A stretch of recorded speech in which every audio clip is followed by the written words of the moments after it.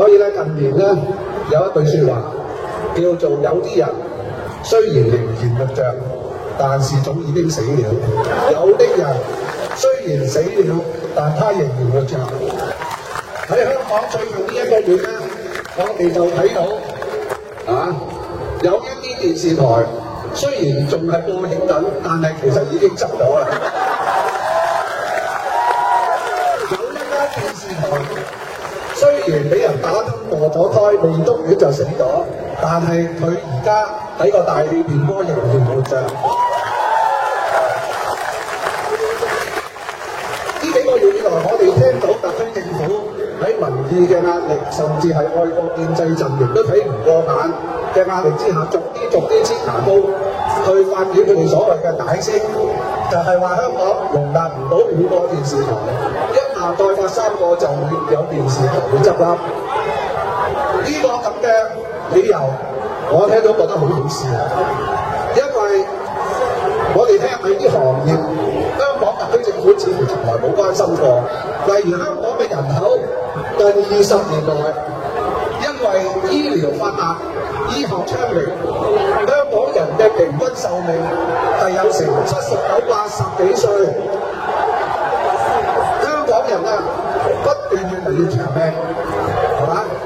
但係香港而家有幾多間殯儀館啊？係有5間，香港、九龍、萬國、世界同埋有一間世城，5間殯儀館一樣咧，日做到爆棚，但係香港人嘅平均壽命係長咗。我哋不但唔見到有殯儀館要執笠，而且仲開多一間，就係叫做寶福山。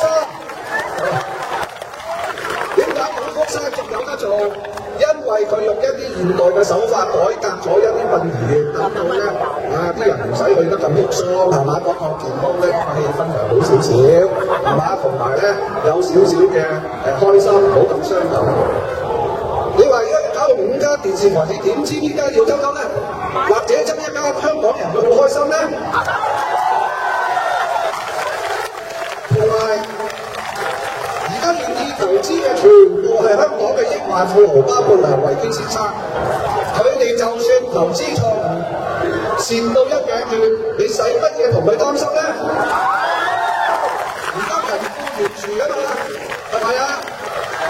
有人願意投資開多3間電視台，而3個牌照都係廣受香港市民支持，呢個數量係咪？你就當呢3個唔係 The Three Idiots， 其中1個係 Idiot， 亦都係當700萬人都係 Idiot。你話就算俾嗰3個台之後，香港將來會有一間執笠。1978年一樣有街市執笠。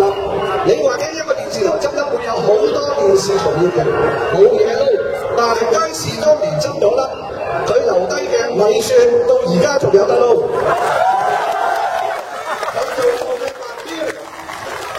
米蒜仲有造就咗文雪兒李聰明，雖然唔使撈電視，但係揾到有錢佬好人家，嫁得非常美滿。呢啲咧，特區政府唔需要同電影視藝人擔心，就算有電視台執笠，香港嘅演藝人永遠有得撈，唔係你梁班子落台之後，你哋會冇得撈。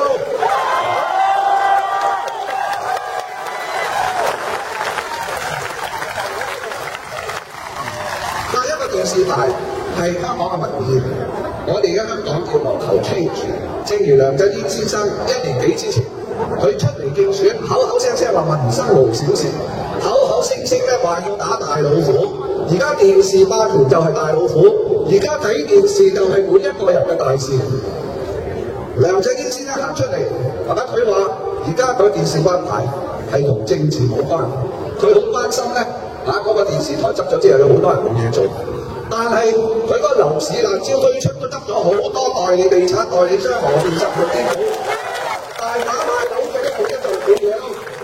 佢係十花心惡。16年來，特區政府縱容嘅地產霸權，逼到好多士多執笠，小本經營嘅茶餐廳執笠，好多家族經營嘅老字號執笠，大把人冇得撈。何曾特區政府咧關心過咧？香港係一個自自由市場，一雞死一雞鳴，好似成個銀河系有成千上萬嘅星球，有好多行星，每一個行星都有佢自己嘅生命，一個太陽生就另一個太陽會滅，呢啲咧生死循環本來就係自然嘅規律，唔需要由任何一個主宰去決定邊個太陽咧係要生，邊個太陽要死，係咪？咁你而家咧，